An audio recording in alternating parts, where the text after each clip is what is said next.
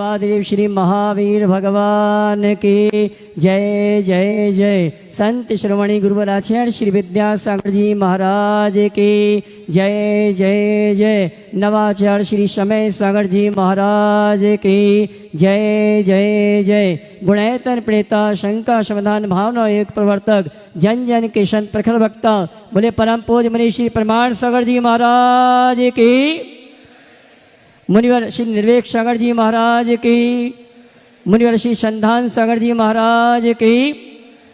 देवी अहिल्या की नगरी मालवा की शान, मध्य प्रदेश की आर्थिक राजधानी इंदौर से सायंकालीन शंका समाधान का कार्यक्रम आचार्य श्री विद्यासागर सभागार से प्रारंभ करें। उसके पूर्व पारस चैनल, जिनमाणी चैनल, आदिनाथ चैनल और प्रमाणिक ऐप के माध्यम से जो इस कार्यक्रम को घर में बैठ के देख और सुन रहे हैं और यहाँ पर उपस्थित समस्त श्रावक श्राविकाओं का धर्म प्रभावना समिति के साथ साथ सकल दिगंबर जैन समाज इंदौर हार्दिक अभिनंदन स्वागत करता है।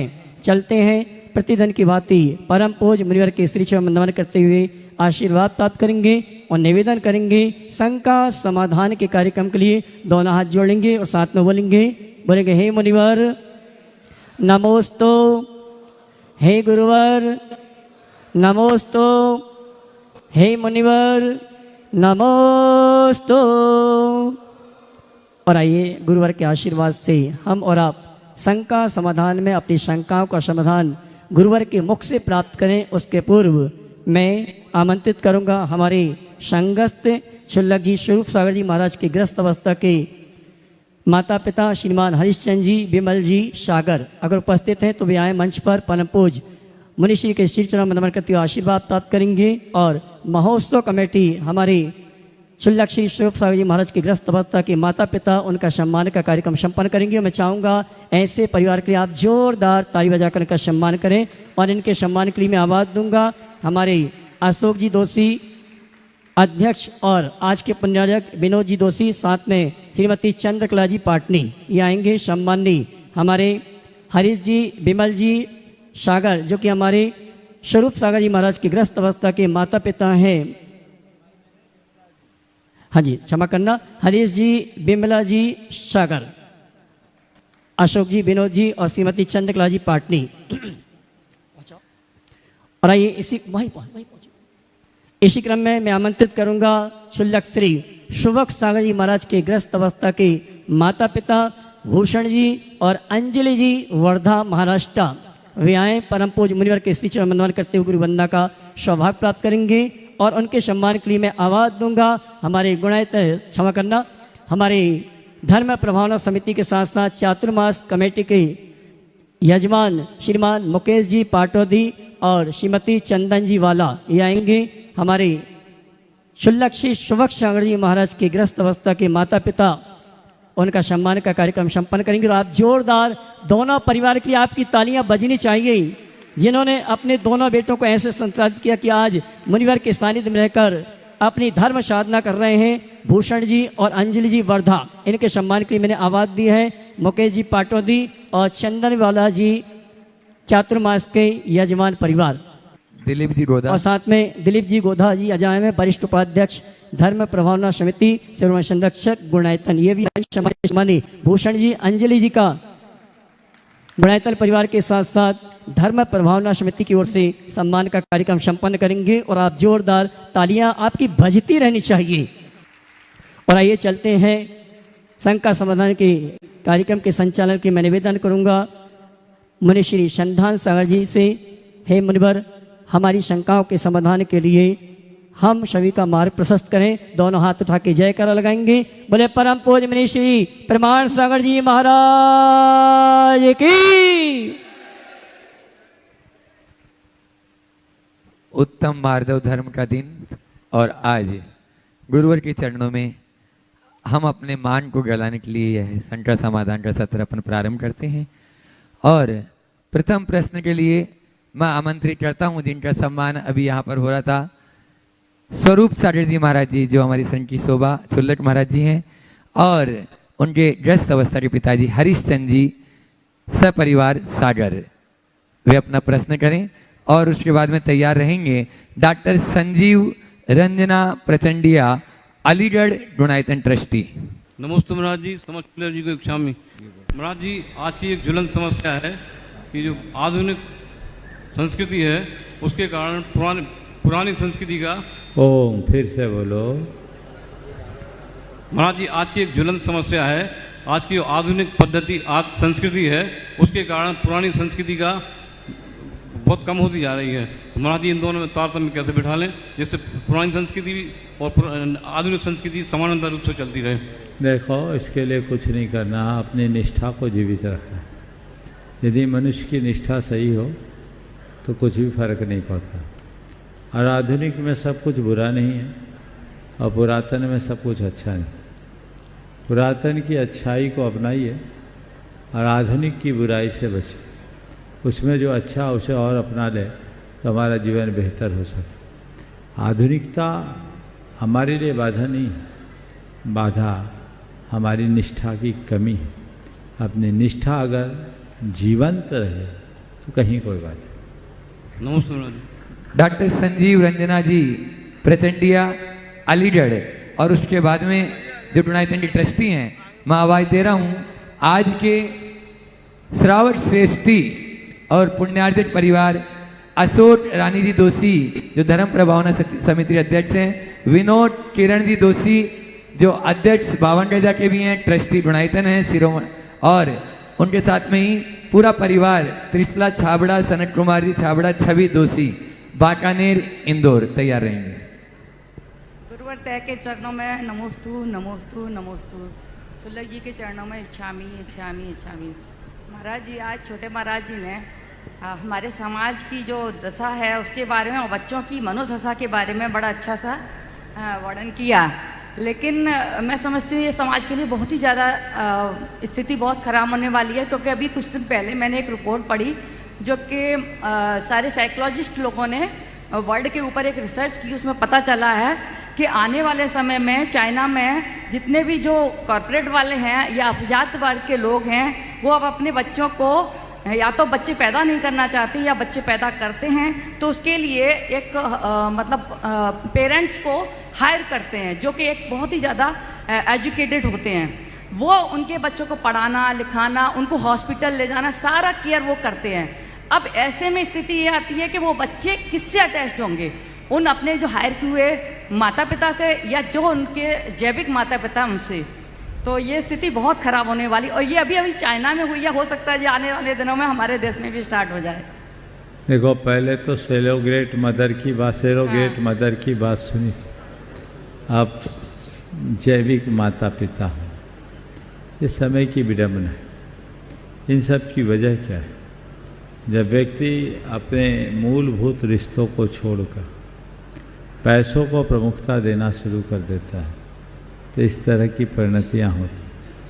वे संतान को उत्पत्ति भले दे दें, संतान को जन्म भले दे दें, लेकिन उन्हें संतान का सुख नहीं मिला। और ऐसे लोगों का अपना अंत किसी वृद्धाश्रम में बिताने के लिए अभिशप्त होना पड़े। जवानी के जुनून में तो चीज़ें प्रभावित नहीं करती, लेकिन जब उम्र ढलती है तो ऐसे लोगों की दशा बड़ी विचित्र हो जाती है। फिर वे कहीं के नहीं रह पाते, उनकी हालत बहुत खस्ता हो।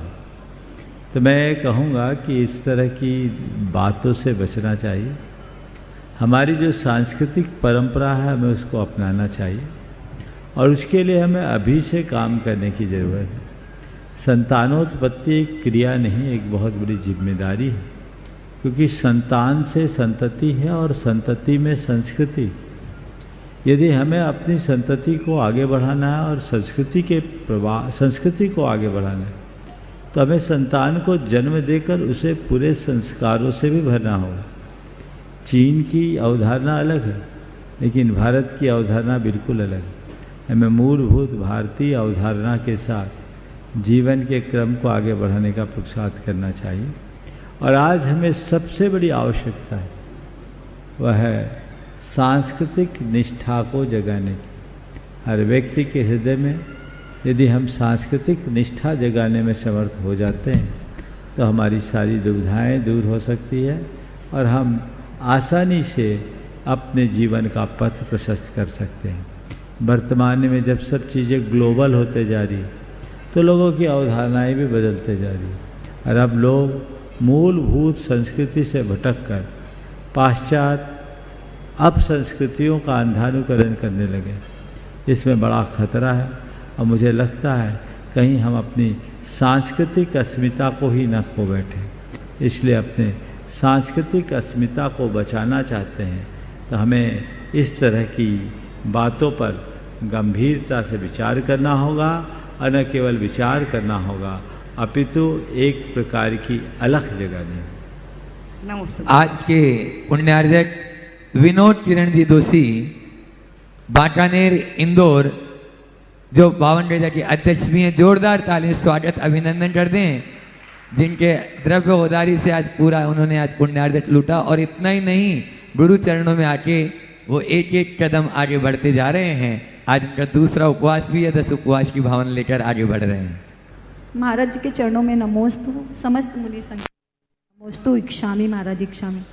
महाराज जी, आज व्यक्ति को थोड़ा सा भी ज्ञान होता है तो उसे अभिमान आ जाता है। और महाराज जी, मति ज्ञान, अवधि ज्ञान और मनः परिज्ञान ये सम्यक तो हो सकते हैं, सम्यक, लेकिन स्वरूप नहीं। केवल ज्ञान आत्मा का स्वरूप है, लेकिन वह आज है ही नहीं, तो हमें अभिमान किसके ऊपर करना चाहिए, कम बताइए। देखिए, पहले तो मैं चाहूँगा एक बार विनोद भाई का जोरदार अभिनंदन कर दूं। ये 10 लक्षण में 10 उपवास करते हैं और इस वर्ष इनका 20वां वर्ष है। इनके इस तपस्या की सभी को अनुमोदना करनी चाहिए। आपने पूछा लोगों को थोड़ा सा ज्ञान होता है और उसका अभिमान हो जाए। मैं इतना कहूँगा, लोगों को ज्ञान का अभिमान होता है, काश अभिमान का ज्ञान हो जाए। समझ गए? ज्ञान का अभिमान होता है, अभिमान का ज्ञान हो जाए तो काला काया पलट। लेकिन कुछ ऐसा संस्कार है कि व्यक्ति को अभिमान का ज्ञान नहीं होगा। आपने पूछा केवल ज्ञान स्वरूप में है और बाकी ज्ञान स्वरूप में नहीं है, तो हम किस ज्ञान का आश्रय लें? मैं कहता हूँ बस आत्मज्ञान का आश्रय लें, बाकी ज्ञानों में मत लगो। आत्मज्ञानम स्वयं ज्ञानम ज्ञानादन्यत करो सिकिल। तो बस आत्मज्ञान अगर अंतरंग में जग गया तो समझना हमारे जीवन का काया पलट हो गया। नमस्ते महाराज जी। महाराज जी, भगवान ने इंसान बनाया और उसकी खोपड़ी बनाई, खोपड़ी में अक्ल दी, और महाराज जी अक्ल अपने अपने हिसाब से सबको दे दी। पर महाराज जी, कुछ विशिष्ट लोग ऐसे होते हैं जो हम यहाँ जितने लोग बैठे, हमारी सोच जहाँ खत्म होती है वहाँ से उनकी सोच चालू होती है। उसमें से एक आप हो। बोलना क्या चाह रहे हो? देखो, एक बात बोलता हूँ, बहुत अच्छी बात छेड़ी है। वैज्ञानिकों के द्वारा एक सिद्ध प्रयोग है कि आप जैसी संतान को चाहते हैं वैसी संतान को जन्म दे सकते हैं। जेनेटिक इंजीनियरिंग और माइक्रोबायोलॉजी ने तो इसमें काम किया ही। लेकिन सबसे बड़ी बात है भावना योग और गर्भ संस्कार की। आप जैसे संतान की कामना करते हो वैसी भावना भाइये। और ये केवल पेट में बच्चा आने पर नहीं, बच्चा पेट में आए उसके बहुत पहले से। किसी अतिथि को जब आपको अपने घर बुलाना होता है तो आप उसे पहले से आमंत्रण देते और उस तरह की तैयारियां करते। आप अपनी संतति के आधार के रूप में किसी को आमंत्रित बुलाना चाहते हैं तो ऐसा नहीं कि बाजार से गए सेव टमाटर खरीद ले आए। एक बहुत बड़ी बात, उसका आह्वान होना चाहिए और उसके लिए अत्यंत विशुद्धि रखनी चाहिए, भावना भानी चाहिए और वैसे संस्कारों का आरोपण होना चाहिए। आप लोगों ने कभी सोचा कि भगवान के गर्भावतरण के 6 माह पूर्व से ही इंद्र देवियों को भेज देता है और 6 माह पूर्व से कहते गर्भ शोधन होता है। गर्भ का क्या शोधन होगा, वो तो ऐसी महाविभूति है। वो दरअसल संस्कारों का शोधन करते हैं, वैसी भावधारा और भावदशा बनाते हैं। तो अब कहीं तीर्थंकर जैसे महान आत्मा को जन्म दिया जा सकता है। मैं सभी 9 दंपतियों से कहना चाहता हूं जो संतान को जन्म देना चाहते हैं, संतान का सुख पाना चाहते हैं, विवाह होते ही उसकी योजना में जुट जाए। आजकल तो हिसाब किताब ही गलत है। 30-30, 35-35 साल के आ जाते हैं, महाराज शादी हुए 15 साल हो गए। आज ही एक दंपति आए, बोले विवाह को 15 साल हो गए महाराज। कुछ समझ में नहीं आता, क्या भावना योग से हो जाएगा। हमने कहा 15 साल हो गए, पहले क्या किया? बोले पहले हमने बच्चा प्लान नहीं किया था। बताओ, अब बच्चा भी प्लानिंग करने से होने लगा। ये पूरी सोच बदलनी चाहिए। किसी दिन मैं इस पे एक वर्कशॉप चाहूँगा और पूर्व प्रचारित करके कुछ विशेषज्ञों को बुलाकर और उसे पूरे देश में प्रसारित किया जाए। बहुत क्रांतिकारी परिणाम है। एक कार्यक्रम अगर बन सके अक्टूबर महीने में बनाइए। 2-2.5 घंटे का एक कार्यक्रम हो, लोग समझे और हमारी जो सांस्कृतिक परंपरा है, जो हमारी शास्त्रीय व्यवस्था है, उसको अपनाएं तो बहुत लाभ होगा सबको। आशीर्वाद। प्रदीप संध्या जी बदोरा टीकमगढ़ संरक्षक गुणायतन और उपाध्यक्ष भी हैं गुणायतन के। उसके बाद में तैयार रहेंगे सौरभ रूही दिव्यांश जैन उपकार एजेंसी सागर। नमोस्तु गुरुवर, नमोस्तु गुरुवर। इक्षामी महाराज जी।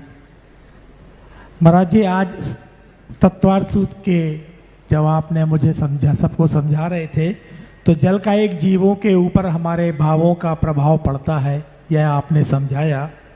महाराज जी, कई विचारक व चिंतक यह कहते हैं कि हमें सजीव निर्जीव वस्तु का भी के साथ भी सजीव जैसा व्यवहार करना चाहिए।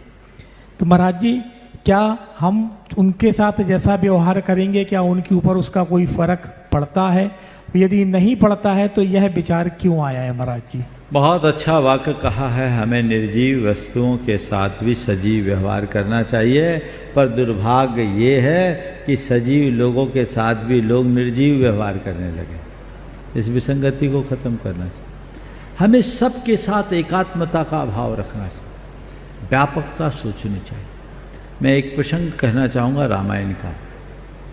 रामायण में जब सीता जी का हरण हो गया तो कहते रामचंद्र जी ने पर्वतों से पूछा, झरनों से पूछा, पेड़ों से पूछा, घाटियों से पूछा, वादियों से पूछा, क्या सीता इधर से गुजरी?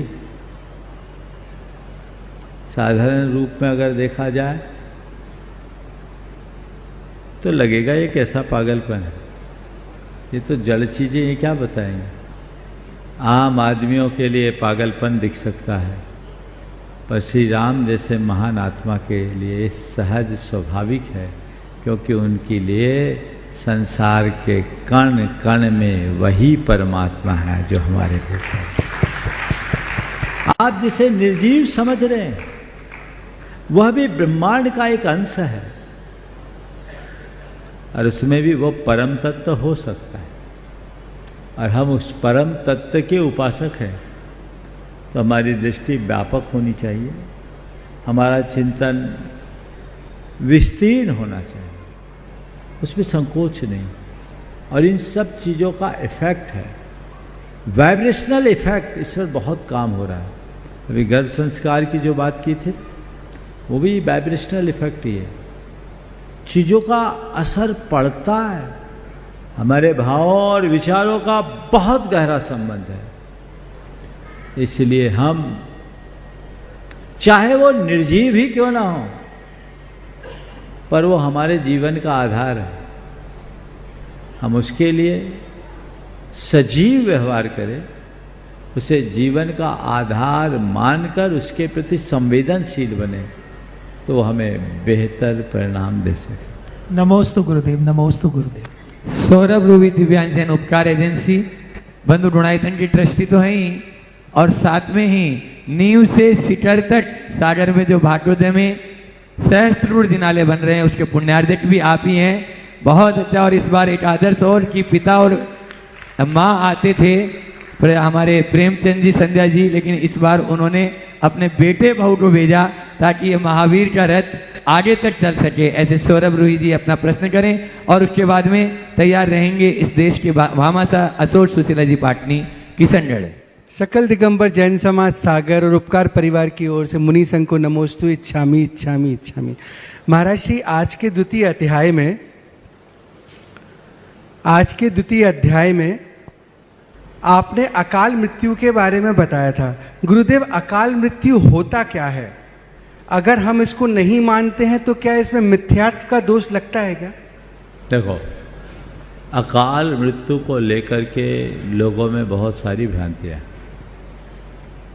आपने बहुत अच्छा सवाल किया और मैं चाहता हूँ इस पर पूरा प्रकाश डाल दूँ। मध्याह्न में तो समय ज़्यादा होने से मैंने संक्षेप में निपटाया। सबसे पहले मृत्यु क्या है इसे समझे।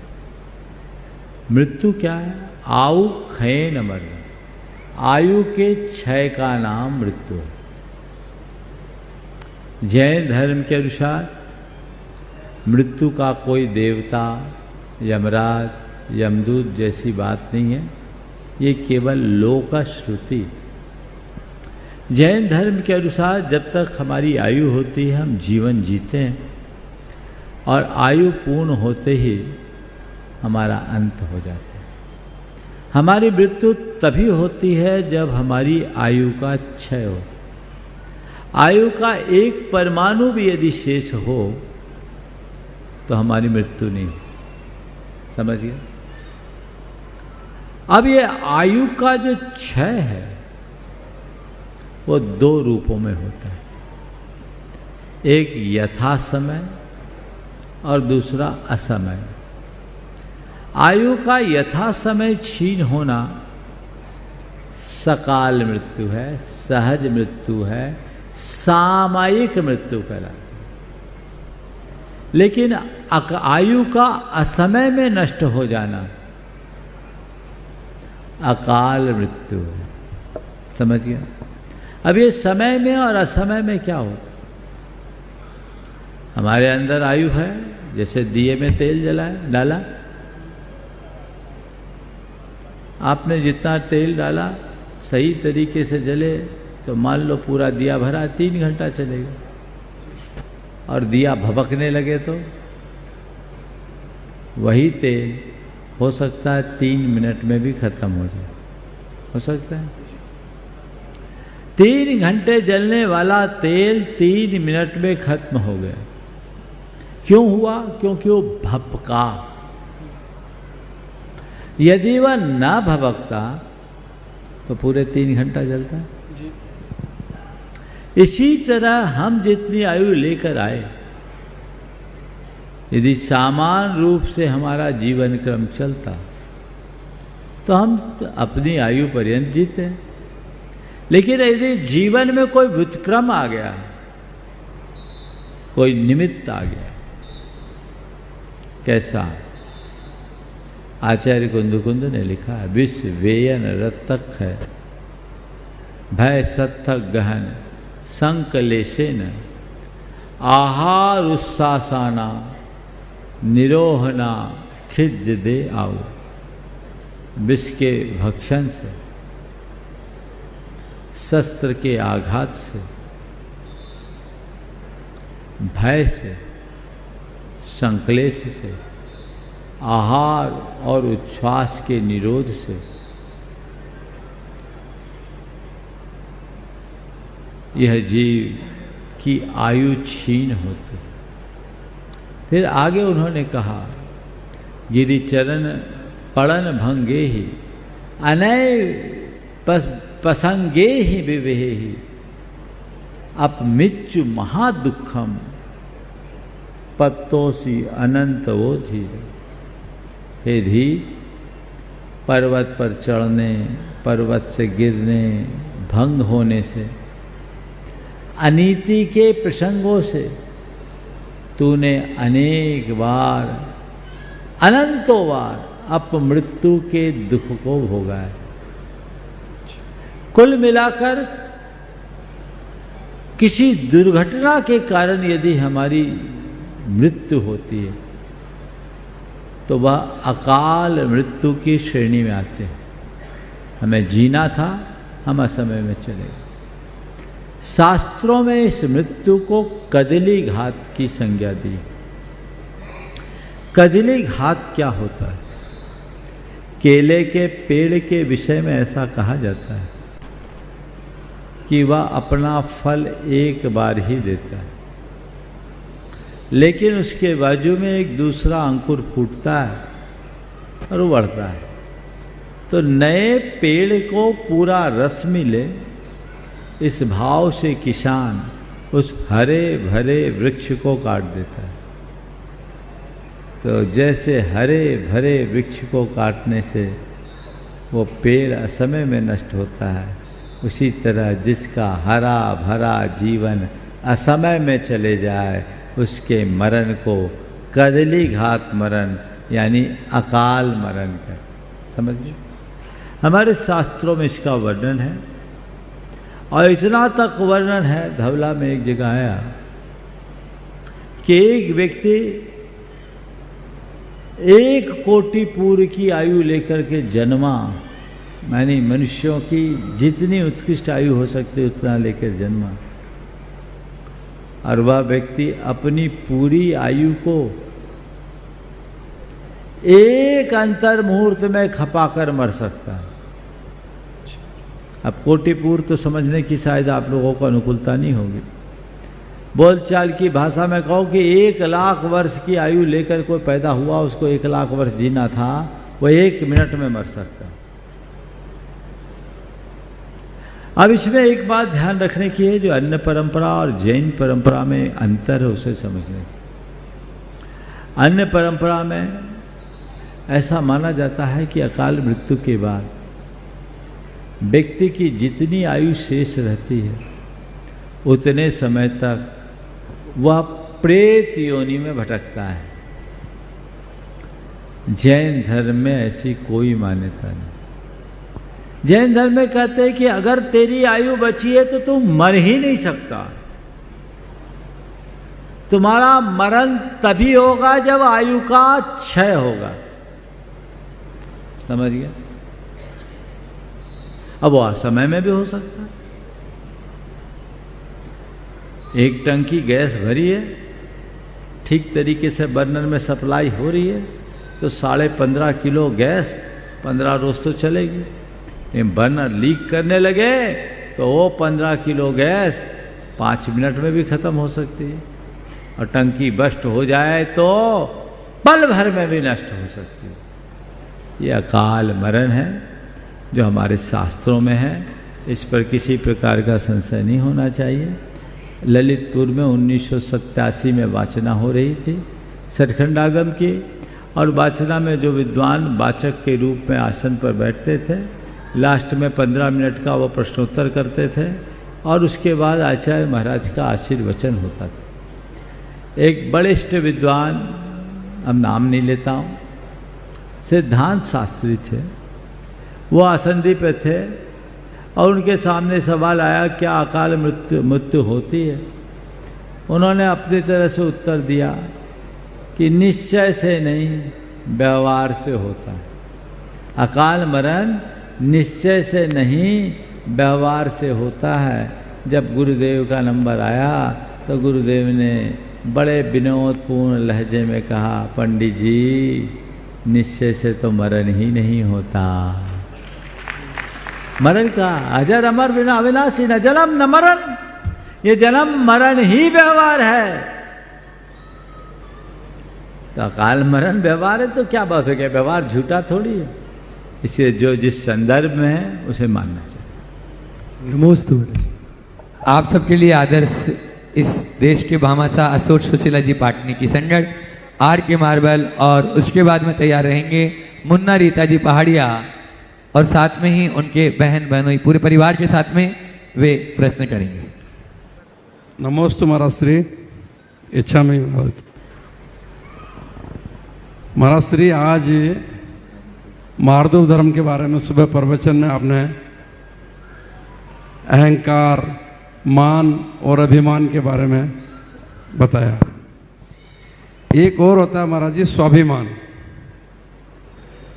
तो आप ये बताइए महाराज जी कि हमें कि इनमें अहंकार, अभिमान, मान और स्वाभिमान में क्या फर्क है, और स्वाभिमानी होने में कोई बुराई तो नहीं है? बहुत अच्छा। देखिए 4 शब्द हैं, मान, अभिमान, मद और स्वाभिमान। स्वाभिमान से शुरू करता हूँ। स्वाभिमान, मान, अभिमान और मद। स्वाभिमान क्या है? अपनी गरिमा को बनाए रखना स्वाभिमान।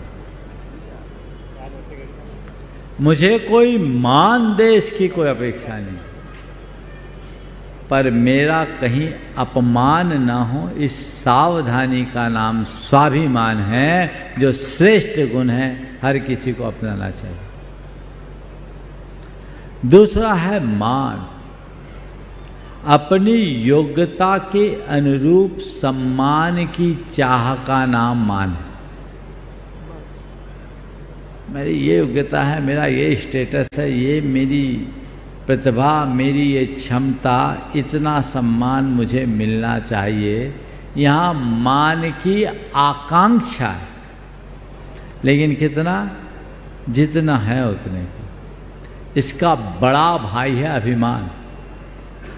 योग्यता से अधिक सम्मान की चाह। जितनी योग्यता है उससे ज्यादा सम्मान की चाह, यह अभिमान।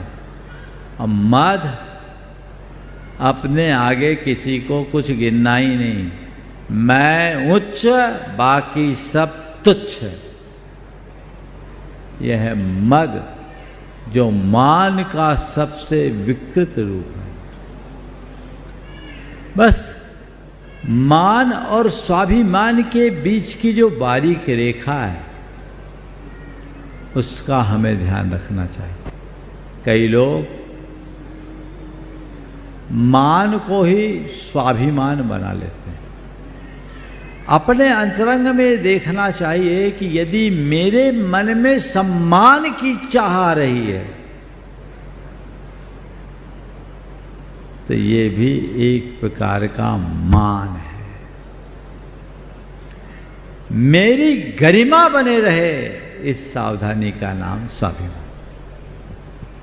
नमस्ते। नमस्ते महाराज श्री जी। छोले जी महाराज को इच्छा में महाराज जी, लेशा और गुणस्थान हो बनते हैं, तो क्या दोनों ही अपने भावों से बनते हैं? बहुत अच्छा सवाल। देखिए, लेशा और गुणस्थान दोनों हमारे अंतरंग के परिणाम, लेकिन लेशा में और गुणस्थान में थोड़ा अंतर है तो दोनों भाव। लेशा हमारी प्रवृत्ति से जुड़ी है और गुणस्थान हमारी मनोवृत्ति से। मैं पुनः दोहरा रहा हूँ, लेशा का संबंध प्रवृत्ति से है और गुणस्थानों का संबंध मनोवृत्ति से है। लेशा क्या है? कसायों से रंगी हुई हमारे मन, वचन, काय की प्रवृत्ति। ये हमारे भावों का रंग है, जो हमारी एक्टिविटी से जुड़ी हुई है। हम कैसे प्रवृत्ति करते हैं? उससे लेशा का संबंध जुड़ता है। लेकिन गुणस्थान केवल प्रवृत्तियों से नहीं, प्रवृत्ति के साथ हमारे अंतरंग की भावधारा कैसी है उससे जुड़ा। तो गुणस्थान मनोवृत्ति से और लेशा प्रवृत्ति से। नमोस्तु महाराज श्री। मुन्ना जी पहाड़िया, रीता जी पहाड़िया और महावीर जी, आशा जी लोहाड़िया उनके साथ में रहेंगे। और उसके बाद में तैयार रहे श्री सूरज जी जैन इंदौर, वे अपना अनुभव शेयर करना चाहते हैं। नमोस्तु महाराज श्री, नमोस्तु महाराज श्री। इच्छामी महाराज जी, इच्छामी महाराज जी। कुछ पंक्तियां हैं महाराज श्री। किसी के वास्ते राहें कहाँ बदलती है, किसी के वास्ते राहें कहाँ बदलती है। तुम अपने आप को खुद ही बदल सको तो चलो, सफर में धूप तो होगी, जो चल सको तो चलो। सभी है भीड़ में, तुम भी निकल सको तो चलो। इन पंक्तियों को कैसे चरितार्थ करें महाराज श्री? अब मैंने सुना ही नहीं, अब क्या बोलूं। तुम तो सीधे सीधे सवाल कर लो। हाँ बस 2 ही लाइन तो। हाँ, किसी के वास्ते राहें कहाँ बदलती है, तुम अपने आप को खुद ही बदल सको तो चलो। सफर में धूप तो होगी, जो चल सको तो चलो। इन पंक्तियों को कैसे चरितार्थ करें महाराज श्री? बस एक ही काम करो, नित्य अपने मन में एक बात बिठाओ, अप दीपो भव। और दूसरी बात, मुझे मेरा मार्ग खुद पूरा करना है। ये दोनों बातें यदि हमारे अंतस में उतर जाए तो कोई बाधाएं हमारा रास्ता नहीं रोक पाए। ठीक है। श्री सूरज जी जैन इंदौर, और उसके बाद में तैयार रहेंगे ऐश्वर्य भाई ईसु, नितिन दीपा जिनांशी पाटनी जो बुनाईतन के ट्रस्टी, और साथ में दिनेश जी डंडवाल मुंबई जो शिरोमणि संरक्षक है बुनाईतन के। नमोस्तु महाराज जी, इच्छामी छुल्लक जी। महाराज जी, मैं आपको भावना योग का कुछ अनुभव बताना चाहूँगी। सन 1990 में महाराज जी मेरे गले में बिल्कुल कुछ भी नहीं जाता था, न मैं खा पाती थी न कुछ कर पाती थी। लेकिन 2014 से मैं भावना योग कर रही हूँ महाराज जी, तो मेरा डॉक्टरों ने सारा इलाज मेरा ख़त्म हो चुका है। वो मैं जभी से 10 उपवास हर पर्यूषण में कर रही हूँ महाराज जी, और हर अष्टमी 14 मैं ना उपवास करती हूँ। और तो महाराज जी, ये भावना योग का ऐसा मुझ में क्या असर पड़ा है कि मतलब मैं 10 साल से ना कोई दवाई ले रही हूँ और हर चीज़ खा सक रही हूँ। कड़क से कड़क चीज़ मेरे गले में जा रही। मुझे नहीं तो हर महीने में 6 स्फोटिक गले में नली डलवानी पड़ती थी महाराज जी। बहुत सुंदर। ये इनका ही अनुभव ने, इस तरह के अनुभव अनेक लोगों के हैं।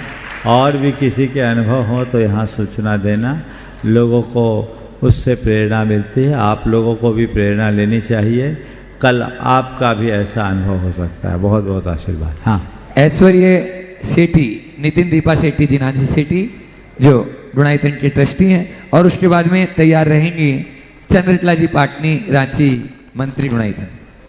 नमोस्तु नमोस्तु नमोस्तु महाराज जी। सभी छुल्लक जी महाराज जियों को भी इच्छामी। महाराज जी, अभिषेक पूजा विधान आदि अनुष्ठान करने के लिए क्या कुछ पात्रता होती है या होनी चाहिए, या सभी जैनी व्यक्ति अभिषेक आदि क्रिया कर सकते हैं? देखिए, धार्मिक क्रियाएं भावना से होती है और भाव सभर होकर के हमें ये सब क्रियाएं करनी चाहिए। इसके लिए सबसे बड़ी ज़रूरत है भाव विशुद्धि की। भाव विशुद्धि के अभाव में की गई धार्मिक क्रियाएं अर्थहीन हैं। जहाँ तक पात्रता का सवाल है, मैं इस विषय में थोड़ा अलग दृष्टिकोण रखता हूँ। मेरा तो कहना है कि किसी व्यक्ति को अभिषेक आदि करने से बिल्कुल मत रोको। अगर कोई व्यक्ति आता है, करता है तो उसे करने दो। उसका अभिषेक छुड़ाने की जगह उसकी अवांछित प्रवृत्तियों को छुड़ाओ तो ज़्यादा अच्छा है, क्योंकि ये तभी तो सुधरेगा। मुझे याद आ रहा है, अमरकंटक में एक सज्जन ने गुरुदेव से कहा, गुरुदेव आपके पास बहुत सारे ऐसे लोग आते हैं जिनका आचरण अच्छा नहीं रहता और आपके पास अग्रिम पंक्ति में बैठ जाते हैं, कम से कम उनको इसका तो ध्यान रखना चाहिए।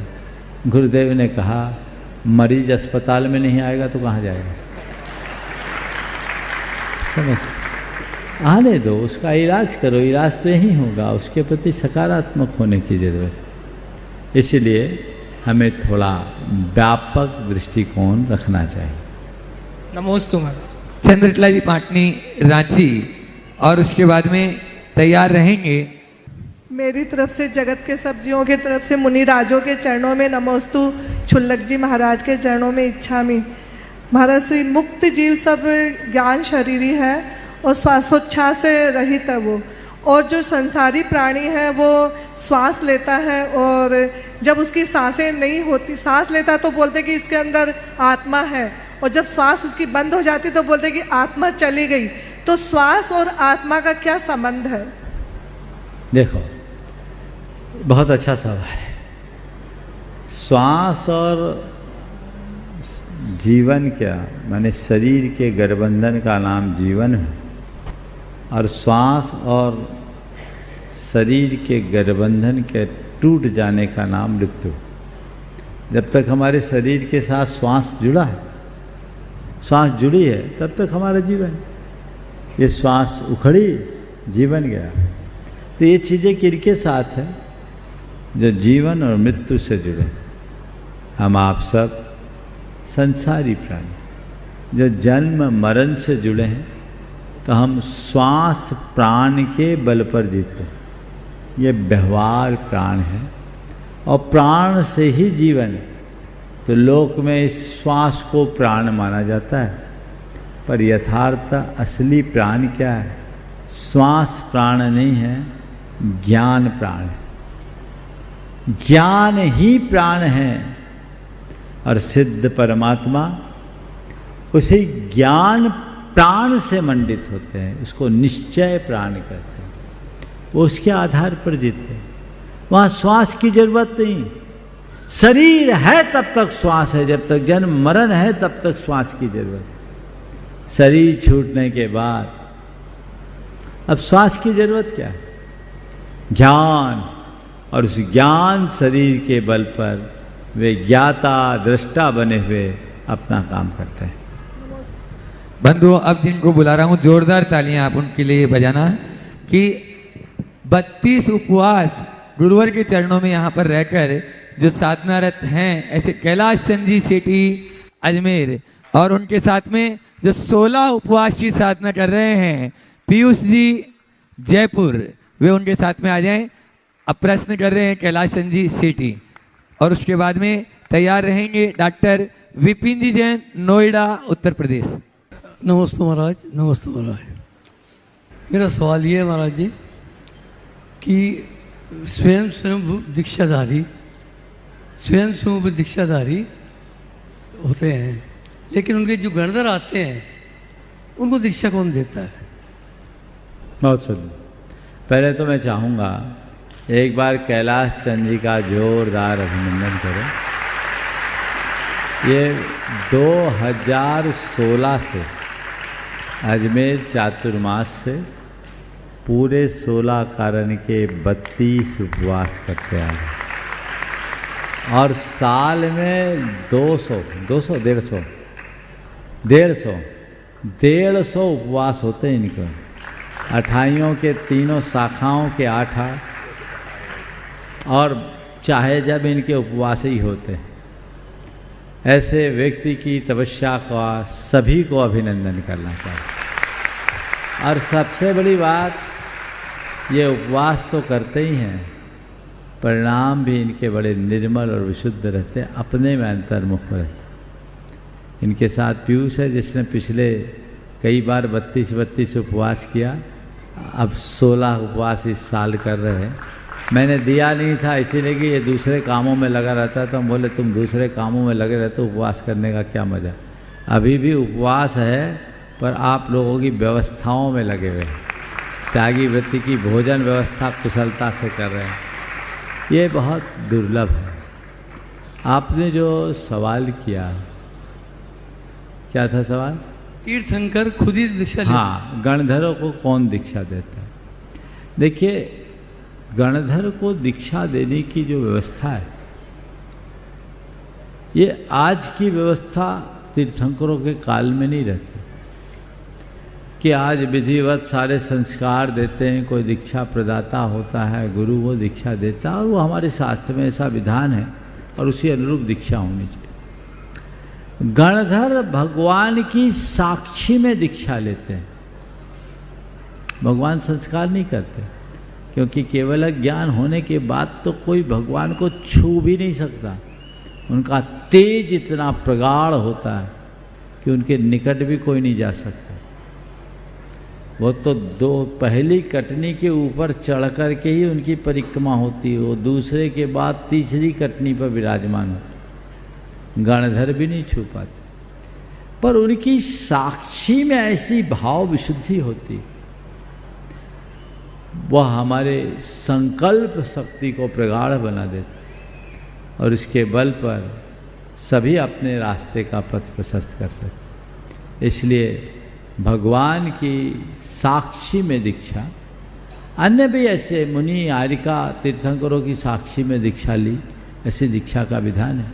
पुराणों में कई ऐसे प्रसंग आते, साधारण मुनि महाराज आए, उनके साक्षी में उनके पास जाके दीक्षाएं ली।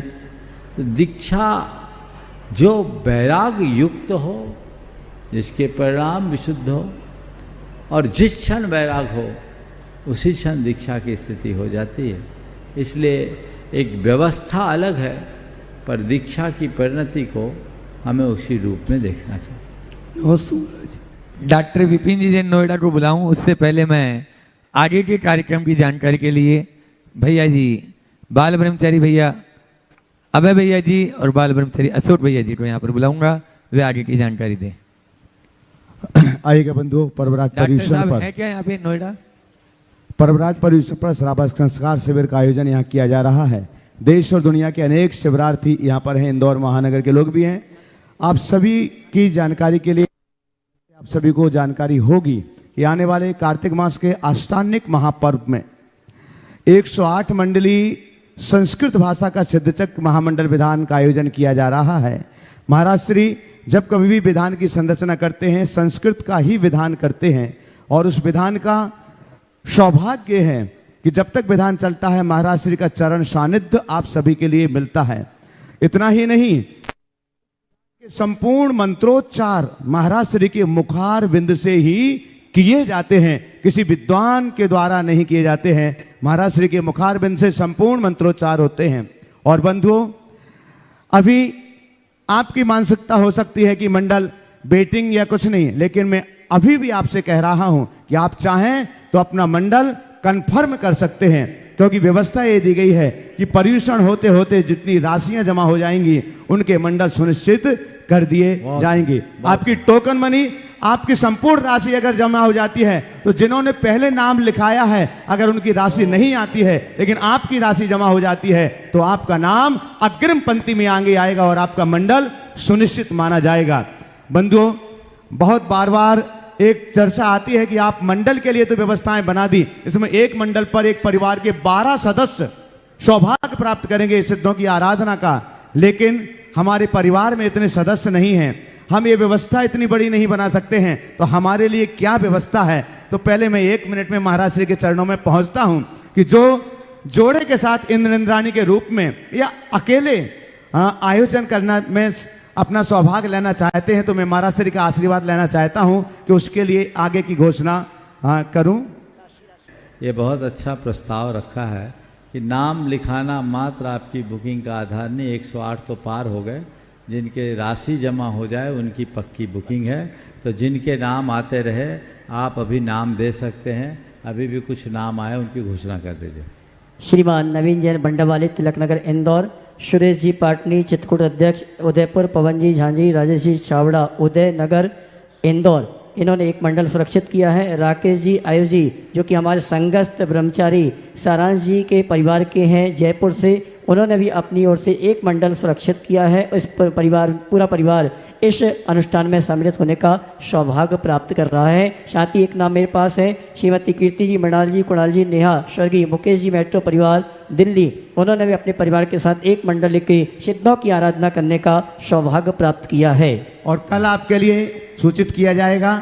अभी जो इंद्र इंद्राणी जोड़े के रूप में उसके लिए 51,000 रुपए की राशि सुनिश्चित है, लेकिन हो सकता है कल सौभाग्य आपका जागे और ज्यादा से ज्यादा लोगों के लिए सौभाग्य मिल सके, तो उसकी घोषणा कल हम आपके बीच करेंगे। हाँ बोलो अगला नाम।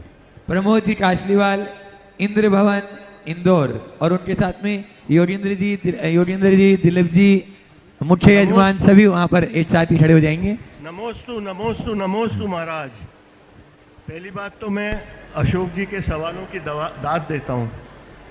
मोह और राग का अंतर, स्वाभिमान और मान का अंतर, और जो आपने इसका समाधान किया है उससे तो मन प्रसन्न हो गया महाराज। अब इसी शैली में मैं आपसे एक और सवाल पूछता हूँ कि यदि मैं कोई क्रिया अपेक्षा से करता हूँ तो क्या मेरे कर्म बनते हैं, और यदि मैं वो ही क्रिया बिना अपेक्षा के करूं तो वो मेरा कर्तव्य समझा जाएगा। ये कार्यक्रम भी अपेक्षा से है। मैं इस अपेक्षा से आया हूं कि आप लोग पढ़ सुन करके जीवन बदलोगे, ये मेरी अपेक्षा है। और आप भी इसी अपेक्षा से आए हैं कि मेरा नंबर आएगा तो मुझे कोई ज्ञान मिलेगा। पर अपेक्षा रखना बुरी बात नहीं, अपेक्षा का आग्रह रखना बहुत बुरी बात। अपेक्षा का आग्रह, मैं ये सोच लूं कि इनको बदलना ही है तो मैं दुखी हो जाऊंगा, और आप इस अपेक्षा से आए कि मैं आया हूं मेरा नंबर आना ही है, आप दुखी हो जाओ। अपेक्षा रखो, पर यदि कदाचित अपेक्षा की पूर्ति न हो तो अपने आप को उपेक्षित मत मानो। ये जब हम अपने आप को उपेक्षित मानना शुरू कर देते हैं, मन व्याकुल चित्त हो जाता है और जीवन बिगड़ जाता है। इसे हमें ध्यान में रखकर चलना चाहिए। बंधु सिद्ध चक्र महामंडल विधान की बात की, पूरे मंडल पूरे हो गए। मैं चाहता हूँ कि इस मंडल में पूरा इंदौर शहर जुड़े, हर घर जुड़े। पर आज मैंने घोषणा इसलिए नहीं की क्योंकि व्यवस्था जब तक मुझे अपडेट नहीं, मैं नहीं करूँगा। न्योता दे दूंगा तो इनके साथ दिक्कत हो जाएगी, पहले समीक्षा करने दो। अभी बहुत सारे लोग आए, पर मेरी भावना है कमेटी उस पर एक्सरसाइज करे और हमें संतुष्ट करे। कर भी ली होगी पर मेरे तक रिपोर्ट नहीं आई। पूरा इंदौर और इंदौर से बाहर के लोगों के लिए भी व्यवस्थाएं होने के बाद मैं बताऊंगा कितनी व्यवस्था हो, क्योंकि शादी ब्याह का संबंध है, उसको देखते हुए काम करेंगे। लेकिन आप लोग मानस बनाइए, कोई भी वंचित ना हो इस महानुष्ठान के लिए, ऐसा सभी को प्रयास करना है।